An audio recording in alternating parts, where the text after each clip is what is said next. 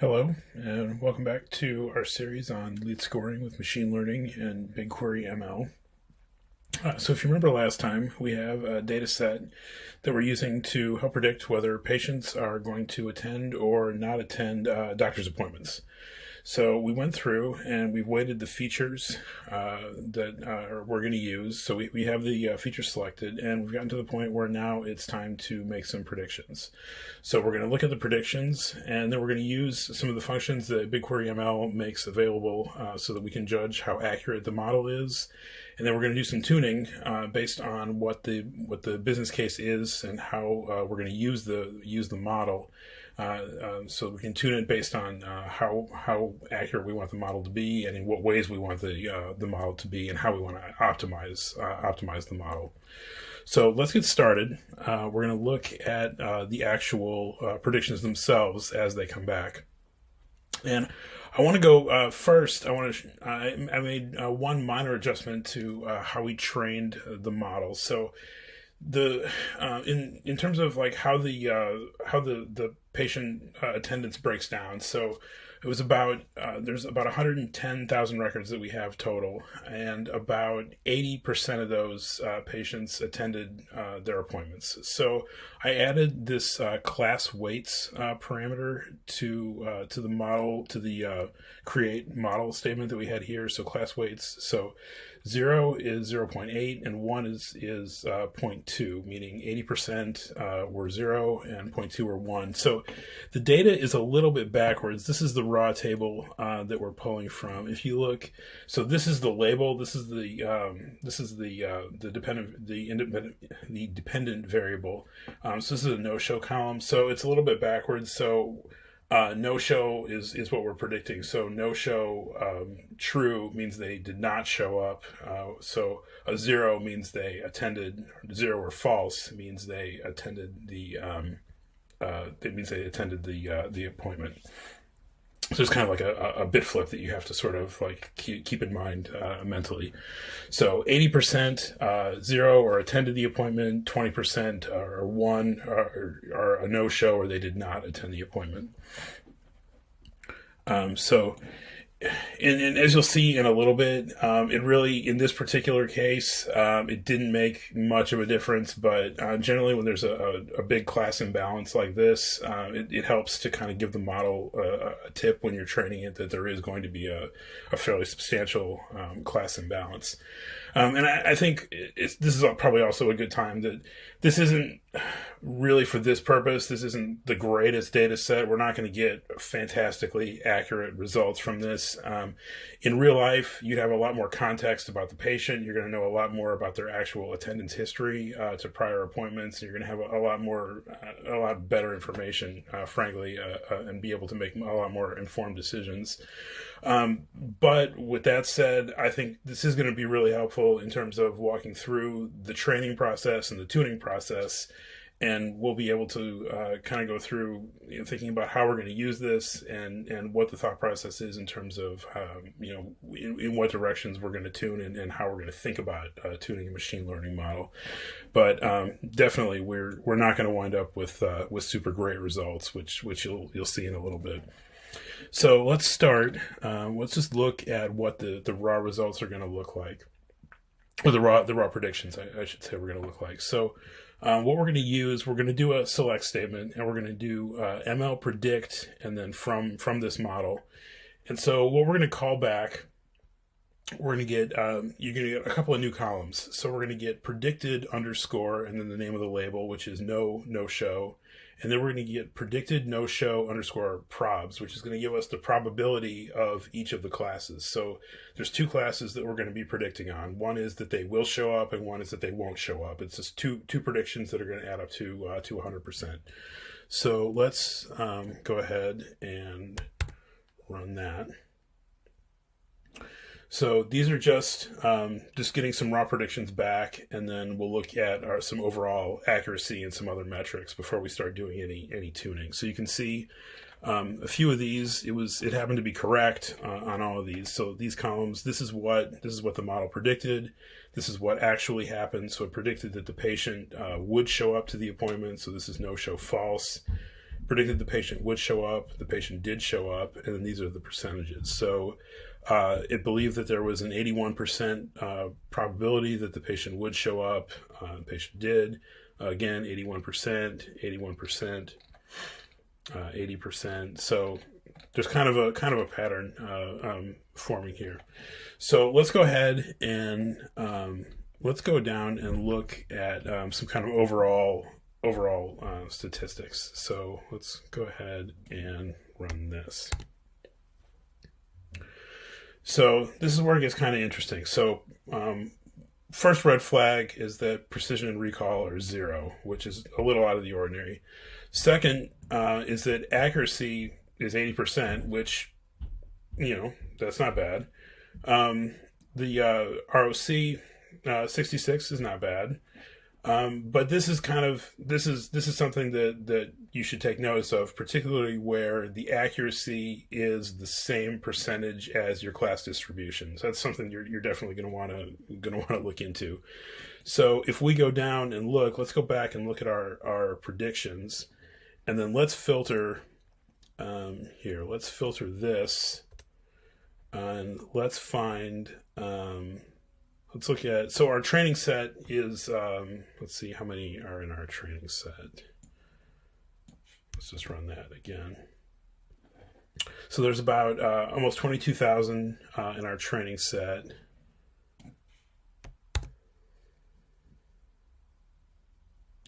Okay, so it was correct on predicting the when people showed up for their appointment about 17,000 times. So let's find where let's just find the ones where it predicted that there would be a no-show. All right, so it never predicted that someone would not show up. So basically it got to 80% accuracy by just predicting that everyone would show up for their appointment. So that explains the 80% accuracy. So we're going to need to do a little bit of tuning here. So where we're going to do the tuning is in something called a threshold value. So the threshold value, as you can imagine, is just the fulcrum. It's the crossover point where the model is going to decide whether something is in class 0 or class 1. So if we look at the predictions that are here, let's go back and see all of them again.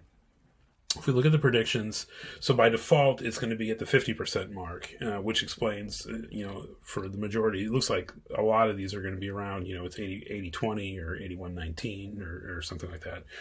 So you can see kind of like why they all wound up being 0, or they literally all wound up being class 0. So we can adjust the threshold at where it determines what class it's going to wind up being. We can lower it down from 50, or we can raise it up. So there's a few different ways that we can use the tools from BigQuery to figure out where that threshold should be. Before we get to that, I want to take a step back and look at what a confusion matrix is, because that's one of the tools that it's going to give us, and I want to talk about precision and recall. A confusion matrix is probably something that you may have seen before if you've done some machine learning. Not the easiest thing to understand. It took me a little while to get my head wrapped around, particularly where you see this concept of true positives and true negatives and false positives and false negatives. So basically the idea when you have a classifier, you've got something that's going to be, you've got a model that's going to be dividing up, making these kind of binary decisions. It's going to be showing how those decisions were classified. So and it's just breaking it into 4 quadrants. So it's just figuring out how those decisions broke down. So, and these are just sample numbers that I put in here for the sake of demonstration. So we have true positive, meaning we guessed it was going to be a 1, and it turned out to be a 1. True negative, we guessed it was a 0, and it turned out to be a 0. False negative, where we guessed 0, and it turned out to be a 1. Or false positive, where we guessed 1, and it actually turned out to be a 0.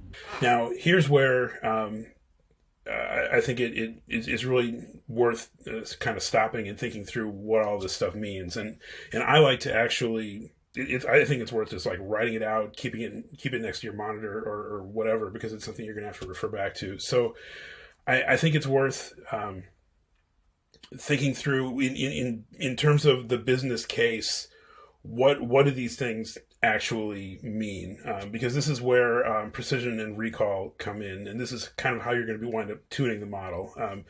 Because as you tune a machine learning model, there's these concepts of precision and recall where you're looking at false positives and false negatives, because it's going to be wrong. It's going to be wrong in one of two directions. As it misses, it's going to miss towards more false positives or more false negatives, and we're going to look at those two cases. So it's very important to think through what do those two cases actually mean, because it's easy to get those confused, particularly with this data set where we have that no show category, which is everything's a little bit backwards. So let's think about then, what is a false positive? So predicted no-show equals 1, no-show equals 0. We thought the patient would skip the appointment, but the patient showed up. Okay, so let's look at how that impacts then precision, because like I said earlier, the model is going to miss, as precision goes down, recall goes up, and vice versa. So if you look over here, so precision is true positive divided by true positive plus false positive. So obviously, as false positives go down, precision is going to get closer to 1. So a model with no false positives has a precision of 1. So the other case that we're going to have is then, so what is a false negative? What does that mean? So predicted no-show is 0, no-show is 1. We thought the patient would attend the appointment, but they did not. So a model with no false negatives has a recall of 0. So recall is kind of the other side of the coin, right? So true positives divided by true positives plus false negatives. So as there are fewer false negatives, recall is going to get closer to 1. So recall gets bigger the fewer false negatives we have. So which of these scenarios is the one that we're trying to avoid? Is it false positives or is it false negatives? So we want to avoid the scenario where we think a patient is going to show up, but they don't, right? So the other one is not as bad. The one where we don't think they're going to show up, but they do, that's kind of a bonus, right? So we don't want to get fooled by a patient where we think they'll show up, but then they don't. So what we want is we want to have a high recall. Now that we know that we want to minimize false negatives, there's a few different tools that we have at our disposal. So let's look at the model here. And we can go over to the evaluation tab. And you can see that there's a graphical representation here. So we have a confusion matrix, kind of like what we were looking at earlier. And you can drag this threshold slider here. And this data set is actually very different from a lot of data sets that you'll see, and it's a little bit more difficult to use in this particular data set. But what we want to do is keep the true positives and true negatives as high as possible while keeping our false negatives as low as possible. It's actually going to be really difficult, partially because if you look at this precision recall threshold, it's not really a curve. A lot of times, and we'll look at a more traditional data set in a second, it's more of a curve, and this is more like a really, really sharp V. So it's going to be pretty difficult to get a solid set of values because it changes so drastically. If you look, it gets sort of a sane value around 0.19 in that area.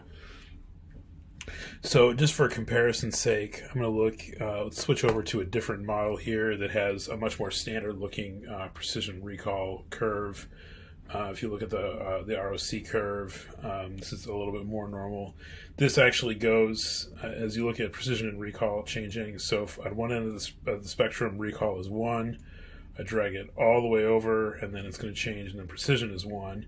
So if you look at this, so this is a little bit more normal. So as they're making changes, kind of like small changes happening over here to the false positives, while the true positives and true negatives are both staying relatively high. So one thing that wasn't immediately clear when I first started using this tool. So no actual changes are happening as we're dragging this slider. So the way we use this tool is we're getting this new threshold value here, and then we're going to take this and we're going to plug this back into the query that we're making when we're generating predictions. So I'll show you how to do that in a second. So let's go back to the appointment scoring model, and we had decided it was somewhere near, I think, around 0.9. We'll say we're going to start with that. We want to keep our, like I said, we want to keep our true positives and true negatives as high as possible, and we want to try to minimize these false negatives. So let's say we're going to use this 0.189. And the way to use that, we have this threshold value, which we can then put back into our predictions. So the way to do this, it's a struct that you're going to pass into the query. So struct 0.189, and then when we run that,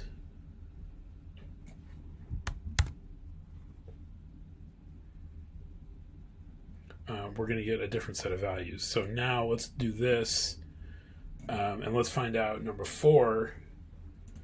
Let's do it just as a test.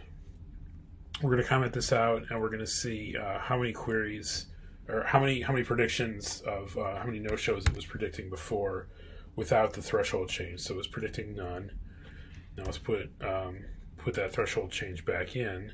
So now the threshold has gone from 50%. Now it's down to 18.9% essentially. Right. So now there's 10,000 predictions of no-shows. So it's essentially split. Remember, there were about 22,000 rows in the test set. So it's still definitely less than ideal. Like I said, because now it's about 50-50 split between no-shows and people showing up to their appointments that it's predicting. But we know that that's still far from probably what we would expect to happen, knowing the distribution between the classes, because it's about an 80-20 split in between the actual values of the classes. And if we want to go and look at the accuracy scores, let's go 189, whoops. See what those look like. So we can see we have an improvement, obviously, in recall. Accuracy is going to be down, although I think this data set is actually a great example of accuracy not really meaning anything. Obviously, we got 80% accuracy just by answering false to every question, basically. So it's a good example of accuracy not really meaning much in a machine learning context.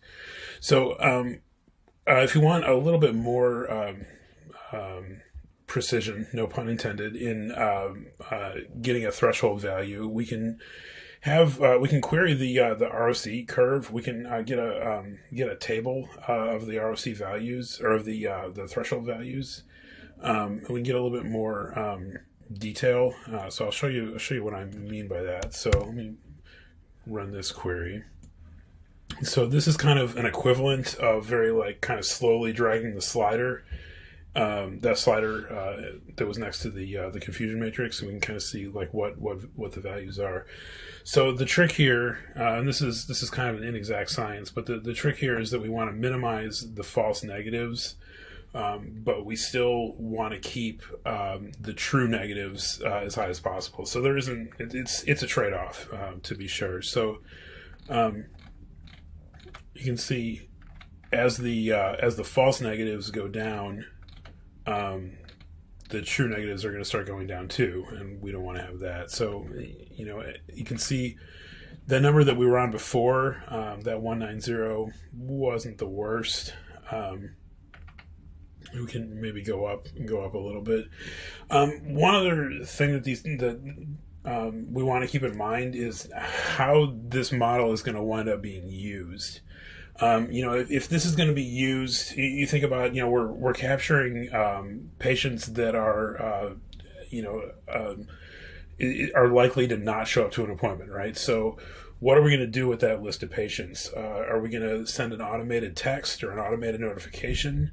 If so, then it's fine if we miss and we capture a whole bunch of patients who were going to show up anyway. Then that's totally cool. They just got an extra notification. As long as there isn't too much extra work or extra cost associated with that, then that's fine. Were those patients then going to go to a list that were going to be called by a staff member? That's a different story. You don't want to add another 100 or however many other more people to that list, because that's a much more expensive proposition to be dealing with those people. So you would want to tune very differently depending on how expensive that list is going to be to process, essentially. So again, it really comes down to the business case for the implementation of the model. It's really going to depend on how you want to tune and how you want to optimize the results that you're getting back. So one thing that's really interesting to look at is how sensitive the model is going to be to these tuning results. So again, I'm going to go back to the number. Let's go back to the predictions. And I'll go back to this query, which is going to be just pulling back the predictions of patients who will not show up to their appointment. And let's make some real fine adjustments. So we'll go from 189 to 0.187. So we were predicting 10,597 no-shows. And let's run that again from 187. And it's already, just changing it 2 thousandths, already added 4,000 extra no-shows. So we'll go 192, 193.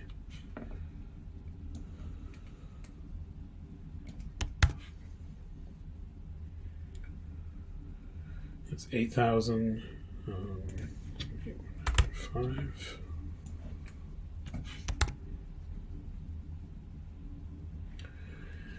That might wind up being a little low. Let's see what that gets us.